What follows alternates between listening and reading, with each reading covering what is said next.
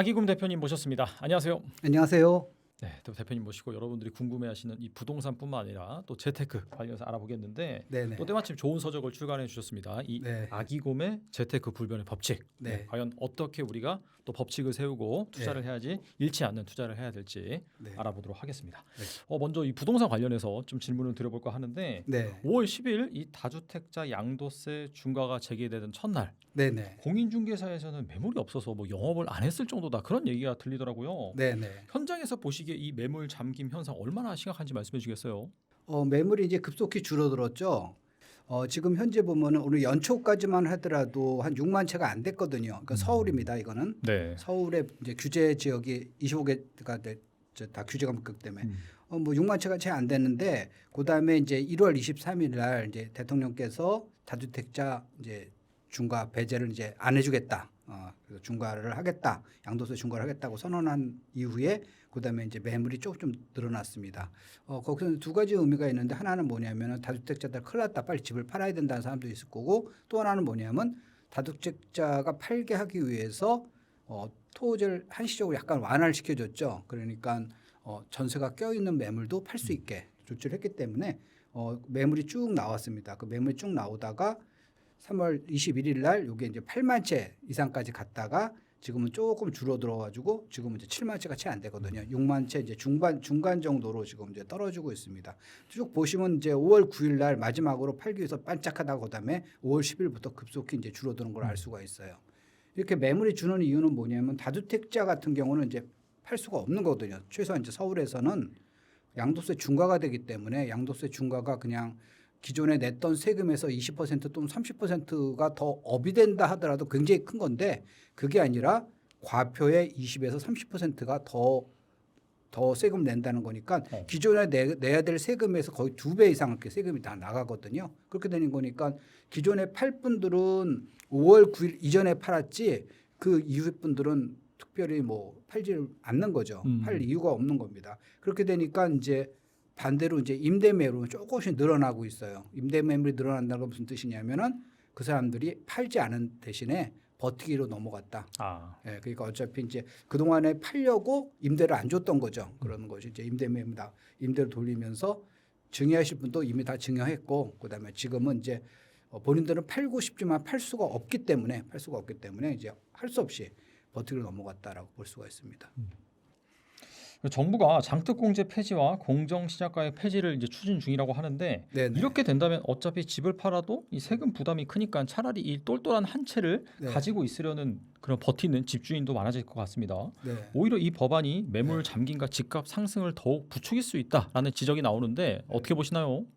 지금 현재 보면은 이제 다주택자 매물들이 이제 이렇게 사라지니까 이제 그다음에 정부에서는 그다음에 비거주 1주택자 매물을 이제 내놓게 하는 거죠. 그래서 표면적으로는 다주택자들한테는 팔게 해줬다는 건 뭐냐면은 전세가 세입자가 들어있어도 그거에다 토지하에서 약간 양보를 해가지고 좀 일부 해제를 하면서 그다음에 살 수 있게 해줬는데 1주택자 같은 경우는 그걸 안 해줬거든요. 1주택자 같은 경우는 거기에 해당하지 않습니다.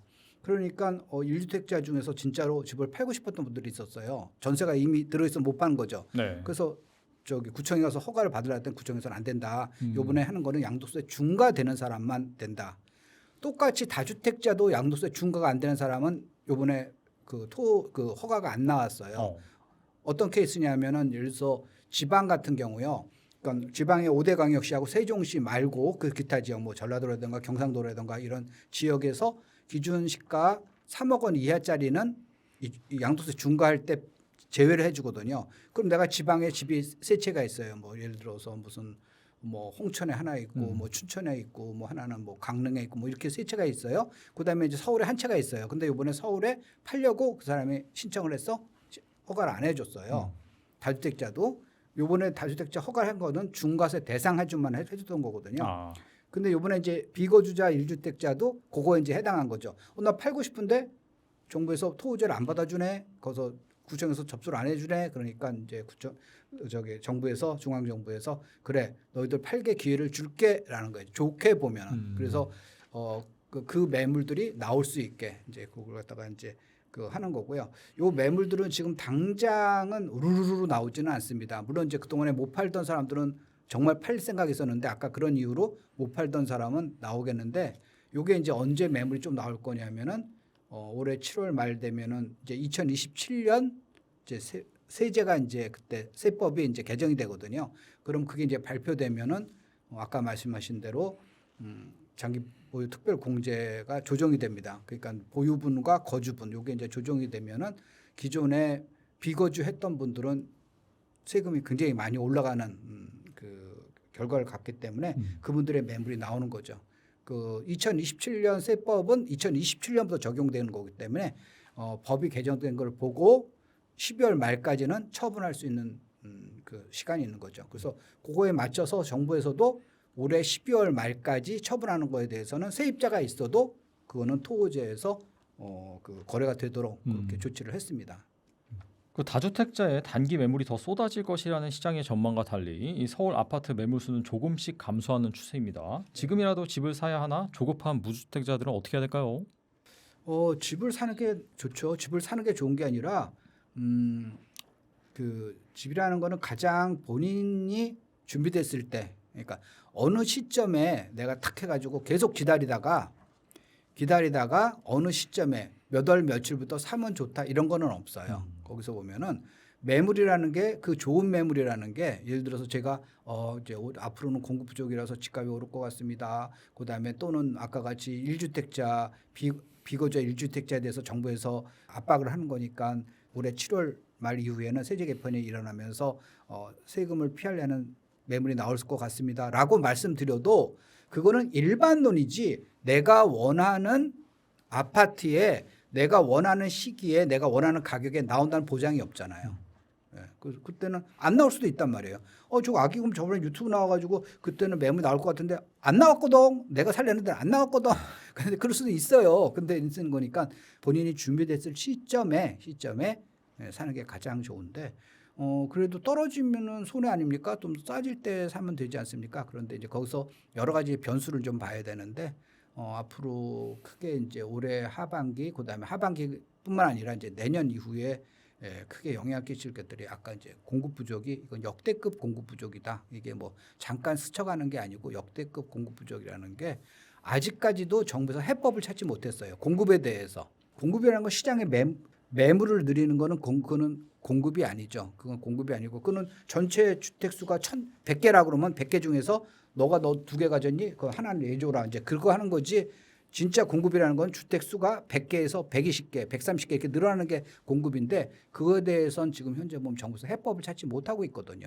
앞으로 하겠다라는 선언적인 의미만 하는 거지 현재 하는 것도 없고 지금 실제로 착공되는 게 전혀 없고 있으니까 착공되는 물량이 오히려 지금 2025년부터 2026년에 착공하는 물량이 더 줄고 있거든요. 정부가 바뀌었는데 그 전까지는 뭐라 그러냐면은 윤석열 정부가 거기 맨날 술만 먹고 사람들은 일을 안 했어 막 이런 식의 논리를 펴면서 지금 현재 보면은 이제 무능하기 때문에 못한 거죠. 우리는 유능하기 때문에 했어 이런 논리인데 아니 지금 정권이 바뀐 지 1년이 됐는데 지금도 공부를 못 하고 있거든요. 착공 물량이 더 줄고 있거든요. 과거보다 본인들이 무능하다고 욕한 그 정권보다도 거기서 보면 지금 착공이 더 적게 되고 있는 그런 현상이 벌어지니까 지금 왜 착공을 못 하고 있는지 그 구조적인 문제를 깨지를 못하고 있는 거예요.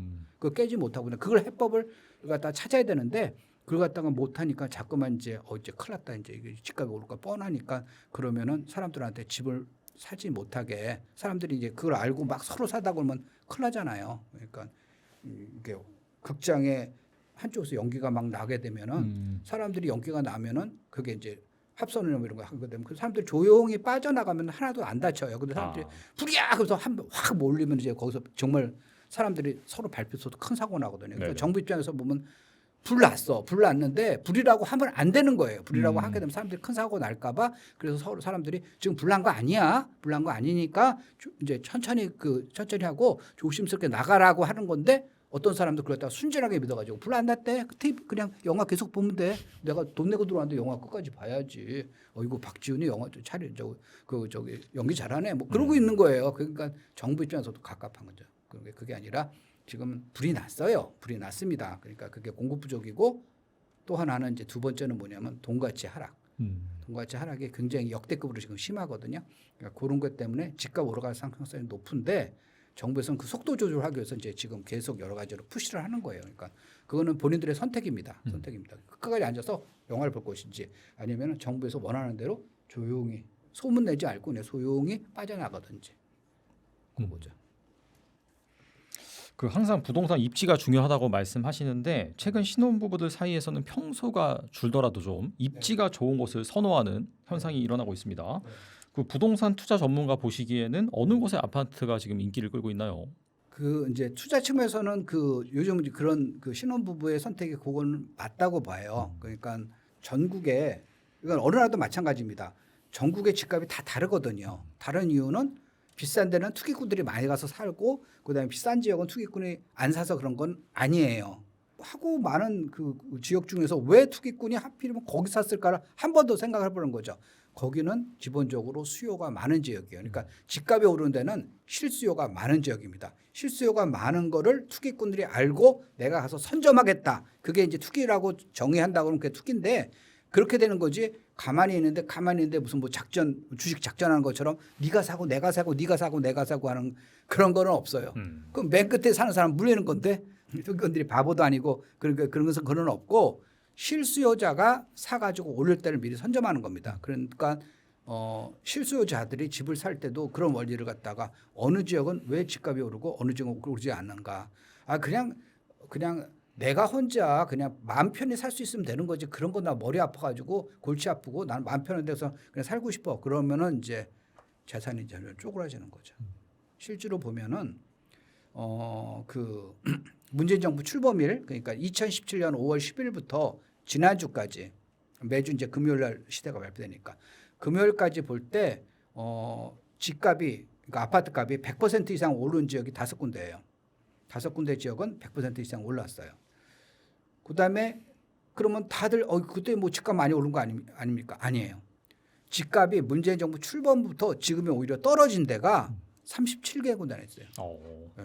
그러니까 지금 엄청난 30개 이상이니까 37개니까 그중에서 특히 이제 거제시 같은 데는 그게 뭐 30%, 한 32% 이렇게 떨어졌거든요. 그러니까 누구는 막 집값이 2배가 올랐어. 그래가지고 뭐 10억짜리가 20억 됐어. 그래서 막 하는데 누구는 내가 10억짜리를 샀더니만 7억이 됐네. 이렇게 된 거예요. 그러니까 어느 지역에는 왜 집값이 오르고 어느 지역은 왜 집값이 떨어졌나. 집값이 오른 거는 투기꾼 때문이다라는 용어를 쓰는 순간 투기꾼에서 용어를 쓰는 순간 그거는 정부는 그렇게 쓸 수가 있어요. 이제 그 뭐 정책 목표가 있으니까 쓸 수가 있는데 개인이 그거다가 투기라는 용어를 쓰는 순간 나는 아무것도 모르는 무지랭입니다라는 거 표현하는 건 마찬가지예요. 그러면 정말 투기꾼이 있다면 그 사람들이 어떤 생각을 해서 그 사람들이 왜 집을 살 것인가를 생각을 해봐야지. 그러니까 나는 그 이유를 모르겠으니까 무조건 마녀 때문에 그렇다. 요새 사람들이 굉장히 중세 시대 때 픽픽 쓰러지는데 뭐 의사가 이거는 나 무슨 병인지 모르니까 그건 아마 마녀의 저주 때문에 그런 것 같다. 저기 혼자 사는 노파를 화형시키면 그게 없어질 것 같다. 이렇게 얘기하는 건 똑같다는 말이에요. 그러니까 그게 패스트 때문에 그런 건지 천년 때문에 그런 건지 장티푸스 때문에 그런 건지를 정확히 의사는 그걸 판명할 의무가 있는 거죠. 그리고 경제도 마찬가지입니다. 그래서 집값도 마찬가지로 오르는 때는 오르는 이유가 있고 이제 떨어진 이유가 있어가지고 아까 이제 다시 본론을 말씀드려가지고 신혼 부부가 볼 때 작고 낡더라도 오를 만한 데 사는 게 굉장히 현명한 거죠. 그러면 조금 더 고생하지 않습니까? 만약 그런 생각이 있으면 집을 사지 말고 전세로 사는 게 나아요. 전세로 사는 게 낫고 만약에 그 자기가 고생을 하면서도 내가 고생을 하면서도 내 자산을 조금 더 키우고 싶다라고 하게 되면 아까 예를 들으신 그 신혼부부의 같은 선택을 하면 되는 거죠.